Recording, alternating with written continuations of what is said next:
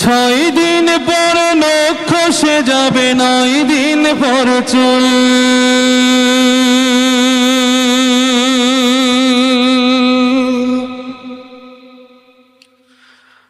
কবর গাহের সামান নিতে কইর না কেউ ভুল।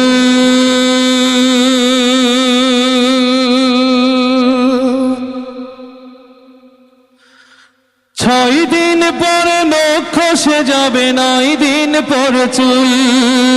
কবর গাহের সামান নিতে কইর না কেউ ভুল। কবর জায়গা ভালো নয়, আমল দিয়ে কবর গৃহ সাজিয়ে নিতে হয়। আমল দিয়ে কবর গৃহ সাজিয়ে নিতে হয়। 17 দিনে পেট ফেটে শেষ